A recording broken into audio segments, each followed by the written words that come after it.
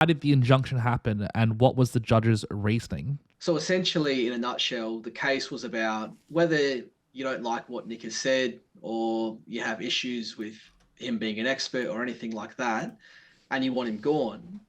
Um, he still has ongoing research, right? The research is above and beyond Nick. He's already got approvals, animal approvals, virus approvals. He's got whole research teams.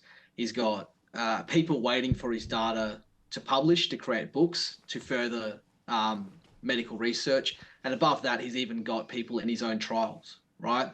So regardless of what the state government and Flinders University think of him, he needs enough time to find a new place to continue his research and finish the research he must do in Adelaide, because there's certain experiments you must repeat in the exact same place because you can't repeat them somewhere else.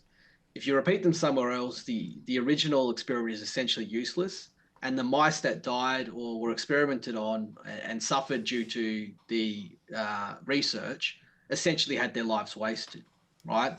Everyone knows this. And so that is the kind of narrative we brought to court to say, regardless of their petty differences, and we strongly, and I won't go into a lot of detail about it, attack the motives of the government in targeting Nick, and you can probably figure that one out for yourself. We said, regardless of that, we want at least a few years to find somewhere to move and preserve all the research.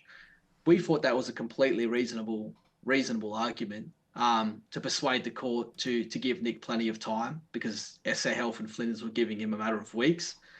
And basically, in the easiest, simplest terms, because this stuff wasn't in writing, because Nick originally started his career with an employment contract, and all of the research and everything like that was done together with the university and with the Department of Health together as a team to try and achieve massive public health goals. There wasn't a lot of it in writing, and you'll find that since the 80s, 90s, and 2000s, a lot of these collaborations didn't have a lot of things in writing because everyone just worked together. There were gentlemen's agreements, and everyone knew that the science was more important than the individual components of it, regardless of people's differences. And as you said, George, there's a lot of egos in medicine and science, right? And so the judge, and this is formulated towards our appeal, basically said was just putting too much weight, in our opinion, on the lack of things in writing, rather than the fact that Nick's been doing work there for nearly 20 years straight. And the judge essentially said there wasn't a case that there was essentially even a contract between the parties. And you just ask yourself, how can you have millions of dollars pass, massive research tasks done for years and years and years and years and years and years, all these publications out there, and you're trying to tell the world that there wasn't some kind of contract that justified, if the parties didn't like each other at any point in the future, a long period of time to be allowed to move on somewhere else. And if you look at any other commercial arrangement in history, they're often given a year, 2 years, 3 years to move places.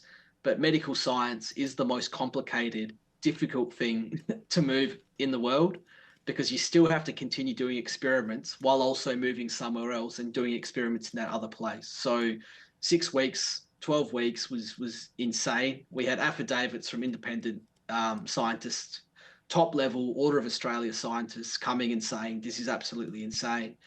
And the judge went for a technicality, to all of our surprises, which is why we're back in the federal court tomorrow, to essentially push that these technicalities create a way too harsh result right now. I would say it's ridiculous that we even have to go to the court, because SA Health and Flinders should see this and should know that the preservation of the research honestly, the public's perception of having an ethical and good government is more important than just trying to get Nick out at all costs. But that's where we are right now. And tomorrow, history is going to change if we even get granted leave to appeal the decision of His Honour on Thursday. So, in a nutshell, that's the easiest way to explain what's happened without also trying not to get in trouble myself. Yep, fantastic. Well, thanks for providing that update.